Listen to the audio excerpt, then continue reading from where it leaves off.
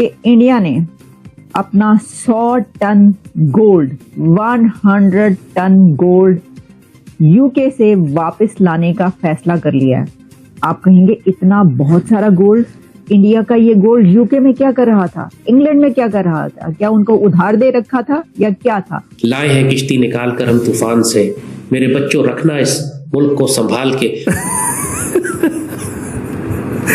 Complete drama बन करके रह गया ये मुल्क, खुदा की कसम। पाकिस्तान अगर ना बनता तो हम एक यूनाइटेड इंडिया के अंदर बहुत ज्यादा अक्सरियत के साथ मुसलमान होते और हम मुसलमानों की आवाज ज्यादा होती और हम ताकतवर ज्यादा होते। कायदे आजम ने पाकिस्तान क्यों बना लिया? ये ड्रामेबाजियां सिर्फ पाकिस्तान जैसे अजीम शान, इन्वर्टेड कॉमास में कह रहा हूं, अजीम शान ही मत समझ लेना, मुल्क में ही हो सकती हैं भाई। बचपन से सिखाया ये गया कि कश्मीर पाकिस्तान की शहरग है और कश्मीर से प्यार पाकिस्तानियों को जिस कदर था, लेकिन अब जाके एक नई फिलॉसफी पढ़ाई जा रही है। इंडिया का सिर्फ इतना ही गोल्ड इंग्लैंड में नहीं है, बल्कि इंडिया का इससे कहीं ज्यादा गोल्ड इंग्लैंड में अभी पड़ा है और इंग्लैंड में अभी तकरीबन 350 टन गोल्ड इंडिया का और मौजूद है।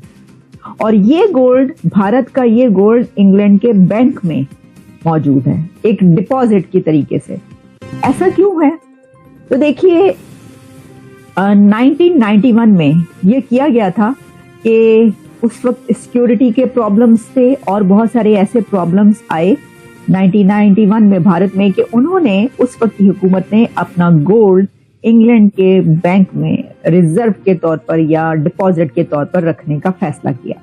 हमारे चैनल को सब्सक्राइब करें और बेल आइकन दबाएं। आपको बता दें कि मार्च के अंत में आरबीआई के पास 822.1 टन सोना था। इसमें से 413.8 टन सोना बैंक ऑफ इंग्लैंड और स्विट्जरलैंड के बैंक ऑफ इंटरनेशनल सेटलमेंट में रखा था। लेकिन अब आरबीआई बैंक ऑफ इंग्लैंड से 100 टन सोना वापस ले आया है। ये भारत के लिए एक बड़ी उपलब्धि है। इस वक्त अगर आप ये जाने कि इंडिया के पास टोटल कुल कितना गोल्ड है, तो इंडिया के पास 800 टन से ज्यादा गोल्ड है। 800 से 900 टन के बीच इंडिया के पास गोल्ड मौजूद है। इंडिया को वैसे तो भारत को सोने की चिड़िया कहा जाता है। कहा क्या जाता है, जब ब्रिटिश राज था तो उस वक्त वो ब्रिटिशर्स जो थे वो सब कॉन्टिनेंट में, भारत में जो पहुंचे थे वो उसको सोने की चिड़िया समझ कर ही पहुंचे थे और बहुत ज्यादा लूट मार करके इंग्लैंड भारत से, सब कॉन्टिनेंट से सोना, डायमंड्स, गोल्ड के ज़खायर लेकर चले गए।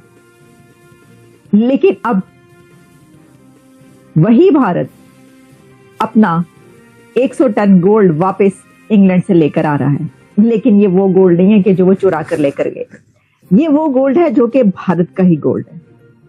और जैसा मैंने आपको बताया कि 91 में उस वक्त की हुकूमत ने इसको इंग्लैंड के पास रखा था। अच्छा, ऐसा नहीं है कि सिर्फ इंडिया ने ही या भारत ने ही अपना गोल्ड जो है वो वहां पर रखा हो। दुनिया के कई एक ऐसे कंट्रीज हैं कि जिन्होंने अपना गोल्ड इंग्लैंड में रखा हुआ है। और वैसे तो इंग्लैंड के अपने, ऐसा नहीं है कि इंग्लैंड उसको इस्तेमाल कर सके या उससे बरतानिया को कोई खास बड़ा अपना जाती फायदा हो, क्योंकि बरतानिया के जो अपने गोल्ड के रिजर्व्स हैं वो तो काफी कम हैं। भारत में वैसे तो गोल्ड की डिमांड बहुत होती है। कहते हैं कि जो भारत की खवातीन हैं, महिलाएं हैं, लेडीज हैं, वो गोल्ड को बहुत पसंद करती हैं। खैर ये तो आपको पता है कि उस रीजन में जितने भी कंट्रीज हैं वहां पर, खास तौर पर पाकिस्तान और इंडिया जो कि कभी एक ही हुआ करते थे, उनके अंदर ये शौक दोनों के अंदर बहुत ज्यादा वहां की खवातीन में पाया जाता है।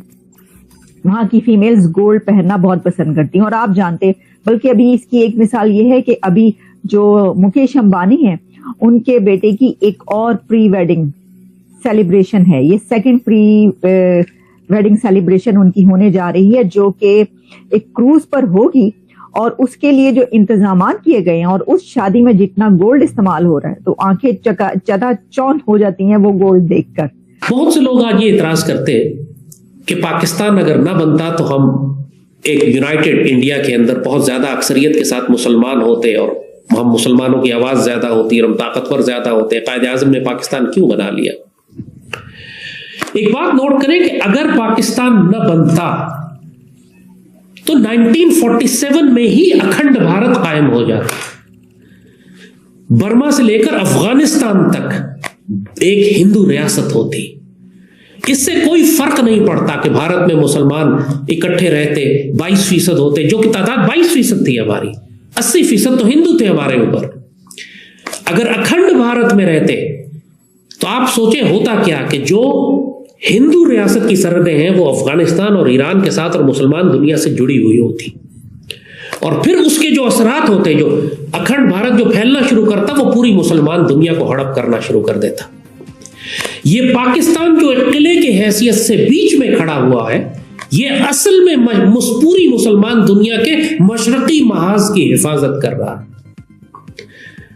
इसीलिए कायद आजम ने पाकिस्तान को फरमाया था कि इट्स अ बुलवॉर्क ऑफ इस्लाम, ये इस्लाम का एक किला है, कि अगर पाकिस्तान बीच में न होता और एक बड़ी अखंड भारत की रियासत बन जाती तो पूरी मुस्लिम दुनिया को यह गर्क कर देती।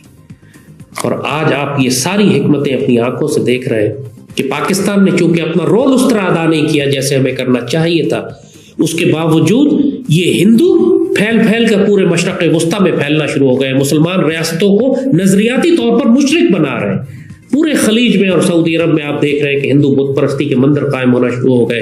हिंदू उनको गर्क कर रहे हैं, उनके अखलाक और किरदार तबाह कर रहे हैं अपनी नापाक फिल्मों और फहश गानों और औरतों और तहजीब की वजह से, और मुसलमानों को मुशरिक करते चले जा रहे हैं। और इसराइल के साथ जो हिंदुओं का, इस हिंदू रियासत का ताल्लुक है, पूरे मशरक़ वस्ता में मुसलमानों की तबाही का बाइस बन रहा है।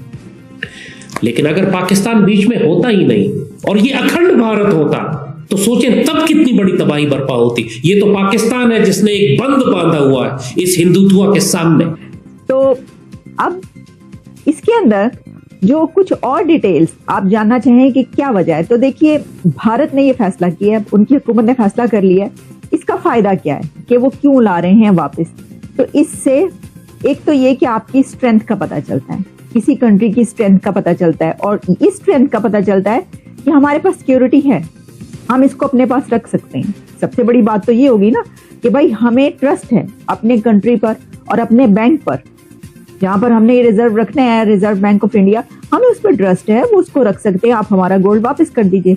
एक तो ये बड़ी बात, बड़ी मूव अगर होती है जियो पॉलिटिक्स में, जैसे कि आप देख रहे हैं कि 2 बड़ी जंगें चल रही हैं, और उसी के साथ अफगानिस्तान के भी जो रिजर्व थे वो अमेरिका के पास थे इससे पहले, फिर वो फ्रीज कर दिए गए। अफगानिस्तान में जो सूरत हाल थी, फिर अफगानिस्तान को कहा गया कि ह्यूमन राइट्स की आप जो सिचुएशन बेहतर करें फिर ये रिजर्व मिलेंगे। बहरहाल वो रिजर्व मेरा ख्याल मिल गए उनको। या तो इसी तरीके से दुनिया में ऐसी कंट्रीज के जो जिनके पास ये पावर होती है कि वो किसी ऐसे मूव पर उनके ऊपर कुछ भी एक्शन ले सकते हैं, तो वो उसके वो गोल्ड, वो सोना, वो हीरे जवाहरात या रिजर्व जो भी हैं, अगर उनके पास हैं तो वो उसके ऊपर डक्का लगा सकते हैं। वो कहते हैं नहीं भाई ए वापस नहीं मिलना होता नु।